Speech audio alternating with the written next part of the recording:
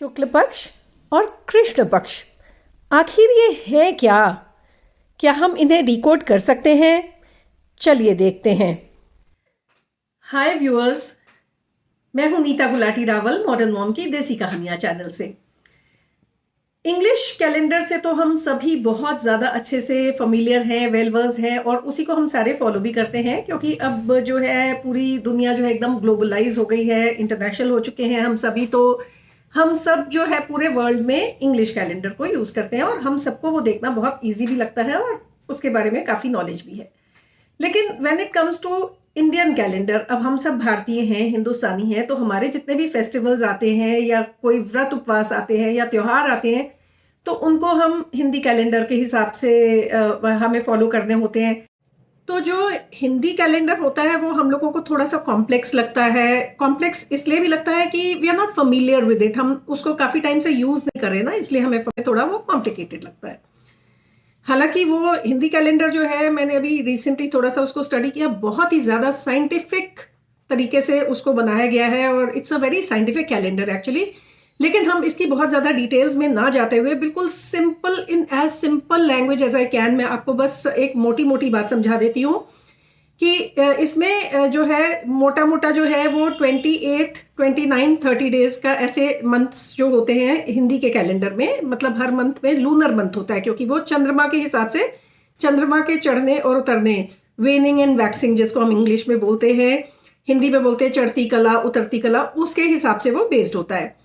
तो अगर एक्यूरेटली बोले तो 29.5 डेज का एक लूनर मंथ होता है, तो we take it as 29 to 30 days. तो इसमें जो है एक शुक्ल पक्ष और एक कृष्ण पक्ष, आपने अक्सर कभी भी कोई भी व्रत रखते हैं या कोई भी जब फेस्टिवल्स आते हैं तो इसमें आपने कृष्ण पक्ष और शुक्ल पक्ष का नाम सुना होगा।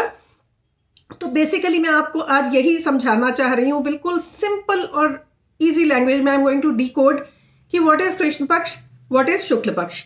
तो मोटा मोटा आप ये समझ लीजिए कि देखिए, शुक्ल मीन्स व्हाइट और कृष्ण मीन्स डार्क या ब्लैक। कृष्ण जी, कृष्ण इसीलिए उनका नाम था ना, क्योंकि उनका कॉम्प्लेक्शन कहते हैं कि डार्क था। तो इस तरह से आपको ये बात समझ में आ गई। शुक्ल इज व्हाइट, कृष्ण इज ब्लैक और डार्क।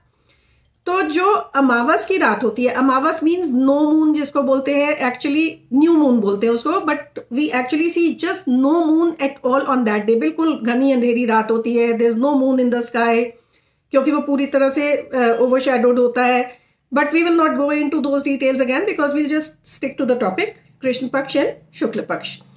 तो जिस दिन अंधेरा होता है उसके अगले दिन से जो है वो धीरे धीरे करके मून जो है दिखना शुरू होता है। तो बढ़ता जाता है उसके बाद, जैसे पहले दिन बहुत कम, फिर दूसरे दिन उससे ज्यादा, तीसरे दिन उससे ज्यादा, दैट वे।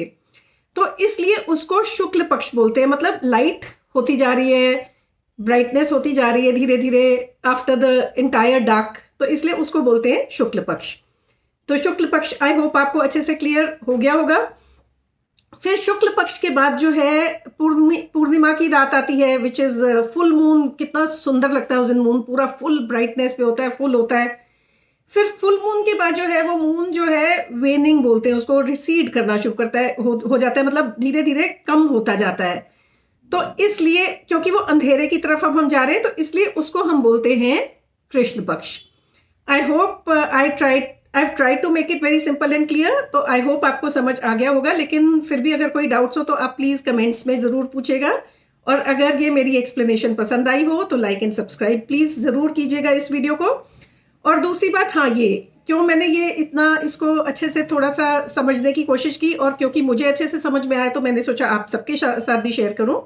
वो इसलिए कि जितने भी हम वीकली जो व्रत उपवास रखते हैं, जैसे सोमवार का व्रत, मंगलवार का व्रत, बुधवार का, वीरवार का, जो भी व्रत हम रखते हैं, यूजुअली इन व्रतों को जो होता है ये शुक्ल पक्ष के पहले किसी भी महीने के, हर महीने में, क्योंकि ये कृष्ण पक्ष शुक्ल पक्ष हर महीने में फॉल करते हैं, तो किसी भी महीने का जो शुक्ल पक्ष होता है, विच मीन्स कि अमावस के बाद वाला जो डेज स्टार्ट होते हैं, उसके पहले वाले जो है सोमवार या मंगलवार या बुधवार, जो भी दिन का आप व्रत रख रहे हो, उस दिन से उसको स्टार्ट किया जाता है।